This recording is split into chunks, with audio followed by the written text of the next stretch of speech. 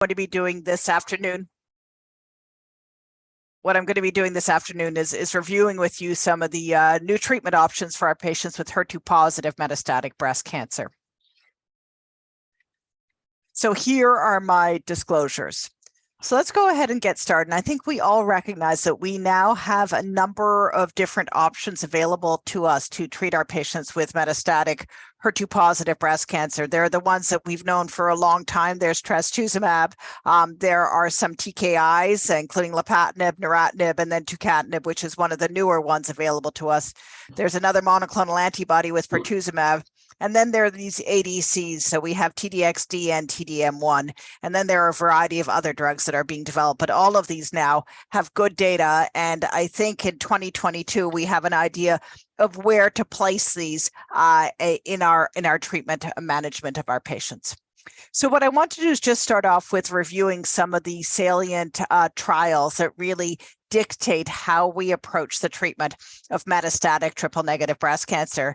And this is the longer-term follow-up from the Cleopatra trial, which was a very straightforward trial. And again, to take things back, I'm old enough to remember when trastuzumab came on the scene, and it really revolutionized the treatment of HER2-positive breast cancer. I remember when it was presented at ASCO, and it got a standing ovation. And the reason that it really changed things is it's important to remember that the patients with HER2-positive breast cancer actually have one of the worst prognostic subtypes. And in some studies, the suggestion was that just in terms of prognosis, if you didn't have targeted therapy, that it was the most aggressive subtype of breast cancer. So with the addition of trastuzumab to chemotherapy, we showed a significant prolongation in survival for our patients with metastatic disease. And obviously all of that was taken also to the adjuvant setting. But what the Cleopatra trial asked, it asked the question of dual antibody blockade. So blocking with not only trastuzumab, but also pertuzumab. And this was a randomized phase 3 trial that asked a very straightforward question. Randomization was to docetaxel, trastuzumab, and placebo versus docetaxel, trastuzumab, and pertuzumab. And the study showed a very significant benefit for the addition of pertuzumab. And with this long-term follow-up published by my colleague and friend Sandy Swain in Lancet Oncology in 2020, what they showed was that there was this continued benefit for the women who got the pertuzumab in addition to the trastuzumab. And it translated to about a 16 to 17 month prolongation in overall survival for these patients. The next thing that we really then had to look at is what is the role and what should we be doing in the second line setting. And for quite a long time, the second line agent for our patients was TDM1, which is an antibody drug conjugate. And there were a couple of trials that really put it on the map. These trials are obviously now quite old. These are some of the longer term follow-up from some of these trials. But these trials were asking about the role of TDM1 or trastuzumab emtansine versus what was a very appropriate treatment at that time. So in the Amelia trial, it was compared to lapatinib and capecitabine for patients who had disease progression, just on obviously trastuzumab and taxane, because that was what was available at the time. And with longer-term follow-up, what was seen was that there was a survival benefit. Early on, we saw that survival benefit, and later on, that survival benefit persisted. The Teresa trial also looked at the role of TDM1 in this setting, and again, found a survival benefit. So for a long time, what we were doing is this Cleopatra regimen, so taxane, trastuzumab, and pertuzumab, and then when patients progressed, proceeding on to TDM1. And obviously, in the last few years, we have seen a number of different options and probably much better options for our patients in the second and third line setting. So I want to first talk about trastuzumab deruxtecan, which is another antibody drug conjugate. This slide outlines the similarities and the differences between trastuzumab deruxtecan and TDM1. So you can see that the payload is different between these, that for TDXD, the payload is a topoisomerase 1 inhibitor, whereas it's an antimicrotubule inhibitor for TDM1. The drug to antibody ratio is higher with TDXD. There is a different linker in terms of these two drugs, and there is evidence of bystander effect with the trastuzumab deruxtecan, meaning that the active chemotherapy drug has bystander effect on neighboring tumor cells. So the Destiny Breast 03 trial was presented now about a year ago. And this was a phase 3 randomized clinical trial. It was an open label study of TDXD versus TDM1. The eligibility criteria were obviously HER2 positive disease. Patients had to have gotten trastuzumab and a taxane in the advanced or metastatic setting, and patients with clinically stable and treated brain mets were allowed to participate. You can see that prior pertuzumab was not required in this large international trial. The stratification factors were by hormone receptor status, whether or not they'd gotten prior pertuzumab, and whether they had visceral disease. And the primary endpoint was progression-free survival, and the key secondary endpoints were the usual suspects, including overall survival, objective response rate, and safety, as well as some others. So the interim analysis for PFS, the data cutoff was in May 21st, 2021. So these data are just over a year or year and a half old. And at that time, there was a press release that came out, and the IDMC recommended the study be unblinded in July because of its very significant findings. Just to show you in terms of the characteristics and major characteristics of the patients who participated in this, about 2/3 had prior pertuzumab.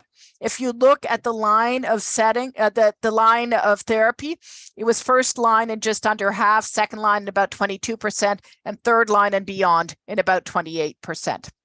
So this was the finding from the study as presented and I'm trying to remember now, this was at ESMO that this was originally presented. And you can see and then represented for us at San Antonio last year.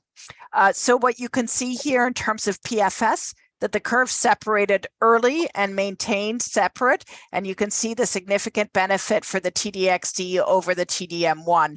And you can see if you look at the 12-month progression-free survival rate, it was about 75% in the TDXD arm and about 34%. And the objective response rate was also high. What you can see below is taken from the New England Journal of Medicine publication. This is the forest plot.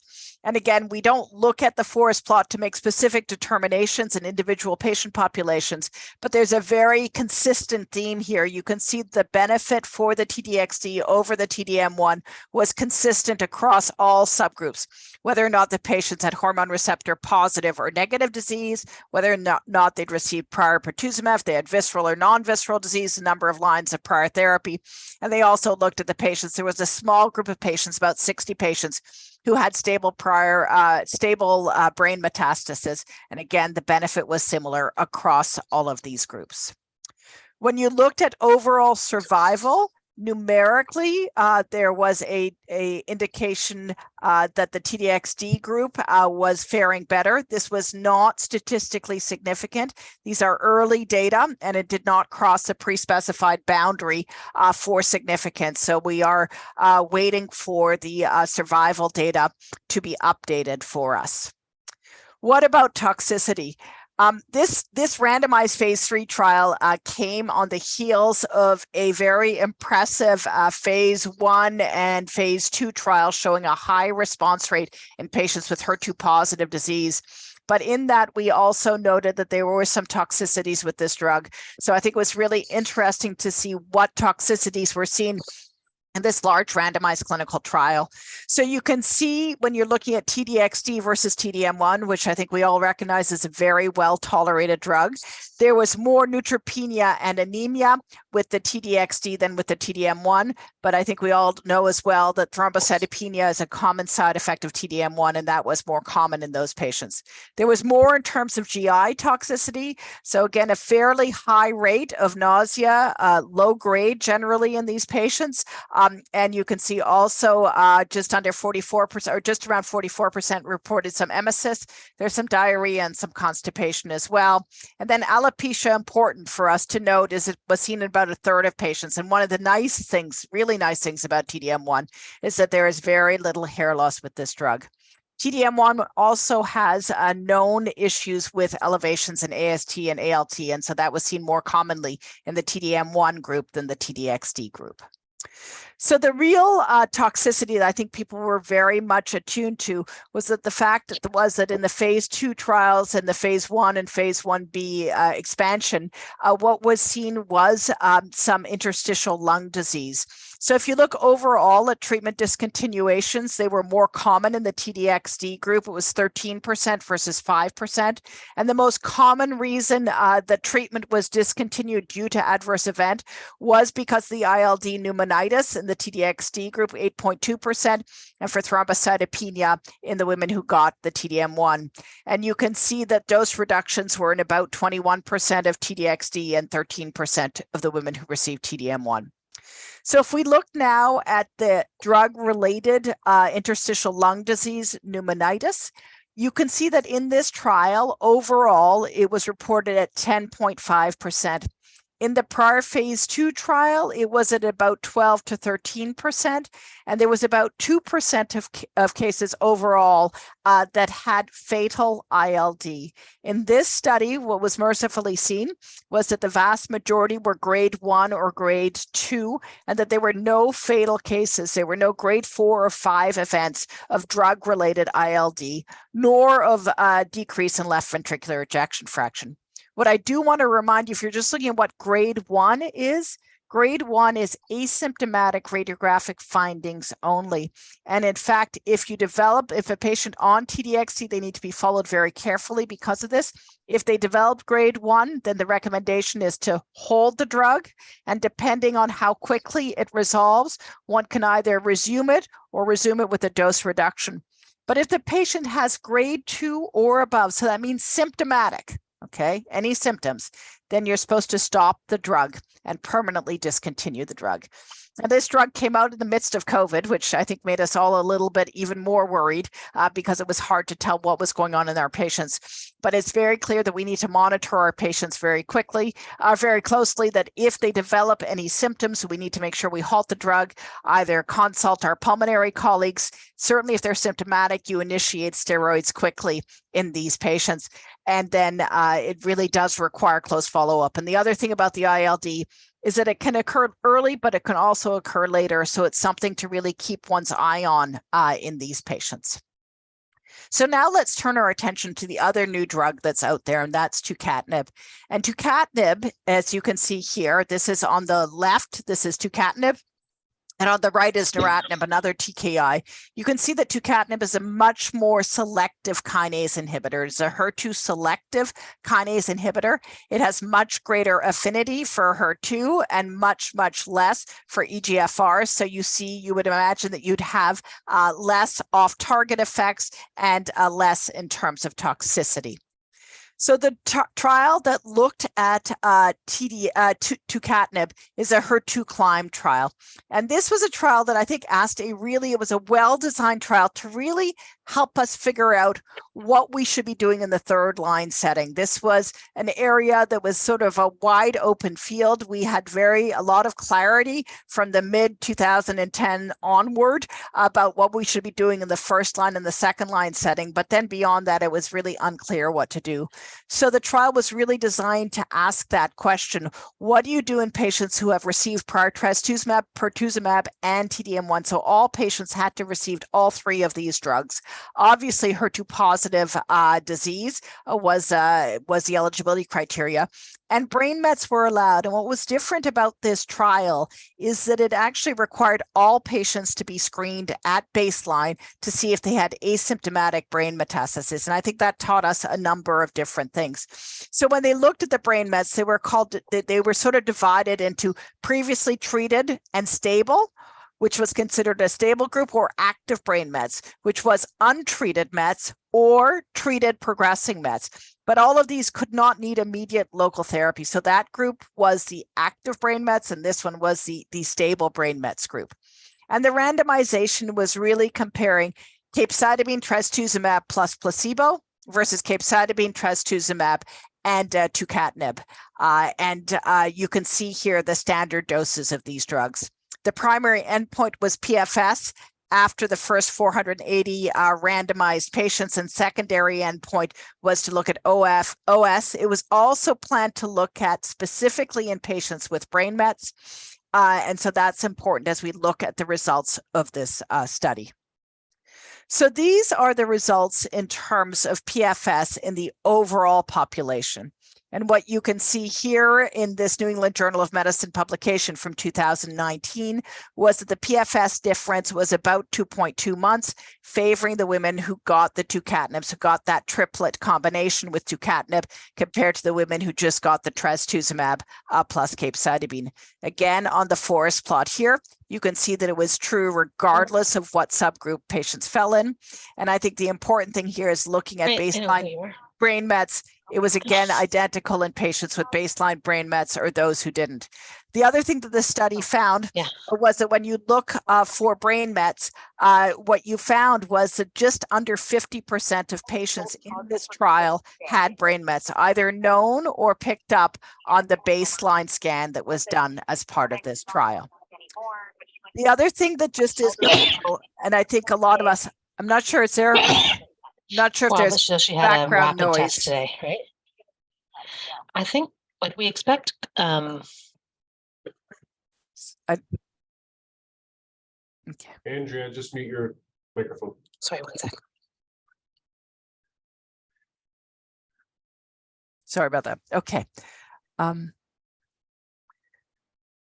So what the study found was that this agent or this combination was effective in patients who had brain mets and those who didn't. And I think a lot of the messaging initially was on the activity for patients with brain mets, and that's obviously really important. We know that a fair number of our patients with metastatic HER2 positive breast cancer have brain metastases, and this is really a critical problem in terms of treatment.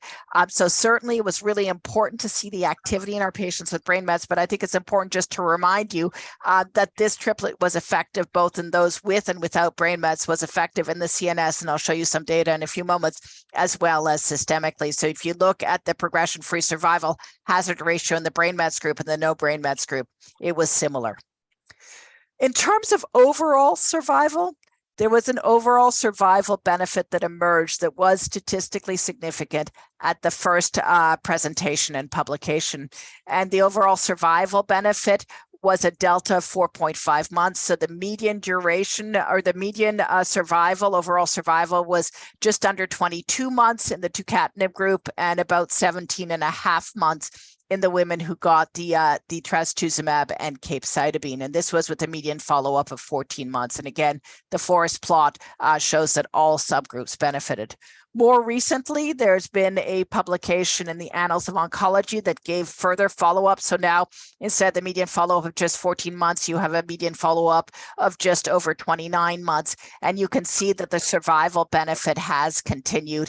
And so the delta here is 5.5 months. If you look at median overall survival, it's about 25 months versus 19 months in the placebo group. And again, remember, these are patients who've already gotten pertuzumab, trastuzumab, and TDM1. So this is really looking at patients third line, typically what would have been third line and beyond. There have also been, as I mentioned, this study was planned to be looked at in patients who had brain metastases. So it was planned to look at outcome in these patients. And this is from a presentation from Nancy Lin last year at San Antonio that looked at the overall survival in the patients who had brain metastases. And again, remember, this was about half of the patients on this trial. So you can see that there was a survival benefit for those with brain metastases. The delta here was 9.1 months, so it was 21.6 versus 12.5 months in these patients. And there was also, she also looked at the intracranial efficacy of tucatinib. So how well did it perform in terms of controlling the CNS disease itself? You can see that the CNS progression-free survival was 9.9 months in the women who got tucatinib versus 4.2 months in the women who got placebo. Remembering again that we have some evidence or some suggestion that capecitabine might have some CNS activity. And I'm going to show you some data at the end, just looking at trastuzumab and what sort of CNS activity it might have. She also broke things down, looking at patients, whether they had active or treated stable brain metastasis.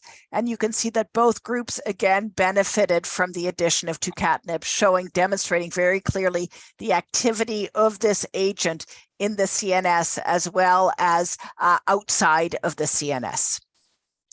If we look at toxicity of this drug, again, this this is a TKI. It was given on top of capecitabine. So you can see that there were some, obviously, if you look at the control group, a lot of the side effects are capecitabine related, but there were side effects that were seen more in the group that got the tucatinib. Certainly what you can see most particularly is that diarrhea is clearly an issue. You can see the majority of it was grade 1 or grade 2, and you can see in the colored bars, that's what you're seeing in the tucatinib triplet versus a grayed out bars, which is a tucatinib which is a placebo trastuzumab and capecitabine. So you can see there was more diarrhea, a bit more hand-foot syndrome, a bit more nausea. And then if you look at other things, again, a little more emesis and stomatitis in these patients, and a little bit more in terms of AST and ALT increase. The median time to onset of any grade diarrhea was fairly short, was 12 days, and the median time to resolution was 8 days. So despite there being more diarrhea, however, the treatment discontinuation rate due to diarrhea was very low, was only 1% in the tucatinib arm. Let's now move on to some of the other agents that have been around or that are available to us. This is the NALA study, which was looking at another one of the TKIs, neratinib, which is an irreversible pan-HER TKI. So it's looking both, or it's targeting HER1, HER2, and HER4. You can see this was the NALA study that randomized patients to capecitabine plus neratinib or capecitabine plus lapatinib, and looking at patients who had received at least 2 lines of prior therapy for metastatic HER2 positive disease. You can see that there was a modest benefit for the women who got neratinib in terms of PFS, which was 2.2 months, and there was no significant difference in terms of overall survival. Now, this study also allowed patients with stable brain metastasis, and they also had planned to look at time to intervention for CNS metastasis, and they showed that there was a slight prolongation in time to intervention for CNS metastasis in the women who got the neratinib as compared to those who got lapatinib. So if you look at it, it was about 23% versus 29% in terms of the time to intervention. The final drug that I want to mention to you, just as a new drug that's out there, is margetuximab. Margetuximab is a bioengineered version of trastuzumab. Basically, it was engineered to increase activation of both innate and adaptive immune responses. And what is this drug really? The FAB portion is exactly the same or very similar to trastuzumab. It has the same specificity and affinity for HER2 as trastuzumab. But the FC portion has been engineered to have increased affinity for the activating FC gamma receptors, CD16A, and lower affinity for the inhibitory ones. And so the concept is that if you have that with the lower affinity alleles, that margetuximab would be as potent at recruiting the immune system, regardless of whether they had the high affinity or the low affinity CD16A alleles. And that's really what this drug was really designed for. Now, the study was actually in patients who had been fairly heavily pretreated with HER2 targeted therapies. So they had to have at least 2 prior anti-HER2 therapies, including pertuzumab, and 1 to 3 of those regimens could have been or had to have been in the metastatic setting. So this is a fairly heavily pretreated group of patients, and these are all patients who would have received prior trastuzumab. So what they found was that there was a modest benefit in terms of PFS for the margetuximab over the trastuzumab. The randomization was basically, take a chemotherapy, what would be an appropriate chemotherapy partner. And there was a menu of options randomized to chemotherapy plus trastuzumab or chemotherapy plus margetuximab. You can see that the delta was about 1.3 months, so not very clinically significant.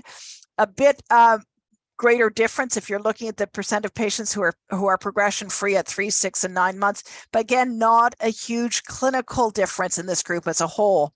When they did exploratory analysis, looking at whether how the outcomes were with the patients based on their genotype, you can see that what they found was that for trastuzumab, there was better outcomes when they had the VV alleles versus having any one of the F alleles, the lower affinity alleles. Whereas for margetuximab, there was similar outcomes regardless of the genotype for CD16. So that's a really important thing for us to keep in mind here. I think that, one of the issues with this drug, you think if you're using it in much later line therapy in patients who've already received trastuzumab, perhaps you're selecting out patients who are well enough and who were likely to respond to the trastuzumab. This drug is being looked at in a number of studies in the earlier setting. So TBCRC has a study in the neoadjuvant setting looking at patients who are either heterozygote or homozygote for the F allele, and randomizing them to margetuximab plus paclitaxel plus pertuzumab, or trastuzumab plus pertuzumab plus paclitaxel, to see if you look at it early on, whether you might see a greater potential for benefit for what you might be doing in terms of recruiting and increasing immune responses. So I also briefly want to go through some of the other data about other agents in treating brain metastasis, given how common a problem it is.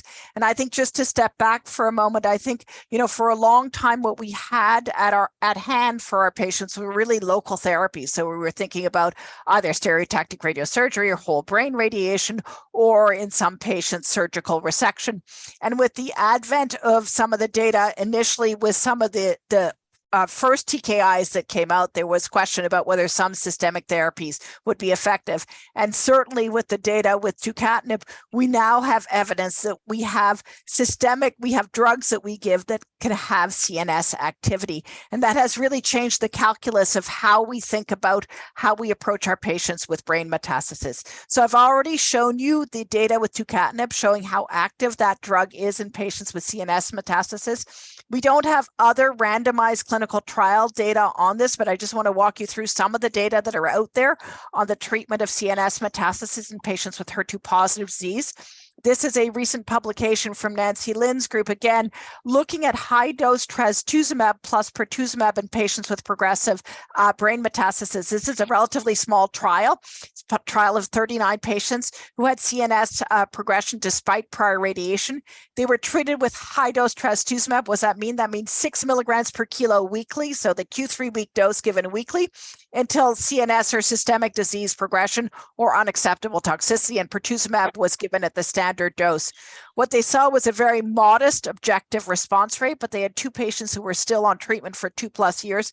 And if you look at the clinical benefit rate, both at 4 months and at 6 months, meaning either a response, which was seen very uncommonly, as I mentioned to you, or stable disease, about 50% of patients had stable disease at 6 months, suggesting that this is something that we could think of in our patients, because often what's happens is, that they have their CNS metastases, you're continuing to treat them, and eventually you're thinking about what next and what next. And so it's nice to think about this as an option for down the line with our patients. There are also data on the other ADCs, again, based on very small studies. So there are 2 small studies with TDXD, one with 15 patients and one with about under 20 patients that looked like there was some activity for TDXD in terms of CNS specific activity. And there are also some data looking at the other ADC, looking at TDM1, showing some CNS responses. And again, we eagerly await more definitive data, more like the randomized trial data that we saw in the HER2 CLIMB study. And then there are other TKIs. These ones go back longer ago. As you can see, some of these publications are back in 2009. Again, reminding us then when lapatinib came out, one of the initial TKI, there was evidence of CNS activity given either with or without capecitabine.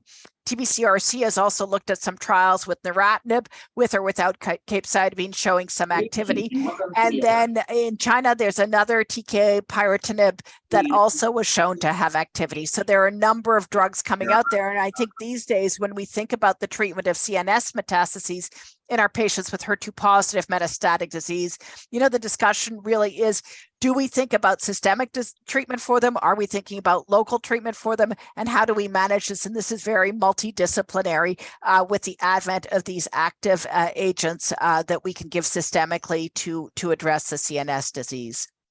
So I think this is my view, my modified view of our current approach to sequencing therapies in patients with advanced HER2 positive disease. First line for the time being is still the Cleopatra regimen. So it's taxane, trastuzumab, and pertuzumab. Second line, I think over the last, this was a big debate for quite a while, and I think there still is debate about what to do, but we now have kicked TDM1 out of this place. And I think the current guidelines tend to favor trastuzumab deruxtecan, except in our patients with brain metastases, where you'd be thinking about tucatinib, capecitabine, and trastuzumab. In the third line, for me, I would really think about whichever one I didn't give in the second line. And again, I recognize I live in the US and now I live in the land of plenty. And in fact, when this was presented when these drugs were first presented, it became quite easy for us to turn around and to get insurance to say yes to them, which I recognize is very different. And I have to say, I terribly miss some aspects of universal healthcare. And at the same time, I feel, very much like we have things at our disposition in the States very quickly that, does not occur in other countries in the same way. But I will assure you there are significant downsides to the healthcare system here as well. And then we have this menu of other agents that we have available. Margetuximab is, I don't think it's clearly not a home run as a drug in terms of what we know about it currently. It is possible that as this drug gets moved forward, that for the patients who have the lower affinity allele, that this might have some real advantage over trastuzumab. And the hope is that that would really make the biggest difference in the early stage setting, where maybe we would be able to cure greater numbers of our patients. I just want to show you that the ASCO guidelines got updated recently. Again, the font is pretty small here, but this is another version of what we just talked about. And I just really wanted to draw your attention to the fact that these guidelines were updated. So I'd like to thank you for your attention. I'd be happy to answer any questions.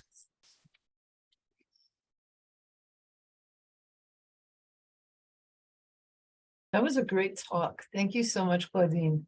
Thank you. I actually have a question. What percentage of patients have that low affinity allele that might make them eligible for Margetuximab? Based on the trial, it was about 85%. So it's actually very common to either be heterozygote or homozygote for the F allele.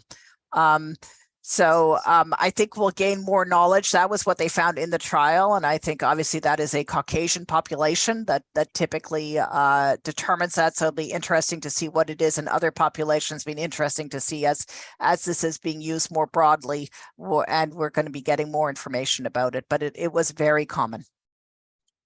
Thank you. Other questions? I have a question. Hi, Andrea. Hi, how are you? Good. Good. Can you think of what group of patients you might give TDM1 to in the second line setting? And yeah, that's my first question. Mm-hmm. I think what we're really trading off, T-DXd is a harder drug in general. It has more in terms of fatigue. It certainly has more GI toxicity. And then it has that scary ILD. And certainly in Destiny, in this Destiny trial, there were no cases of grade 4 or 5 ILD. But in the HER2 low study that was presented,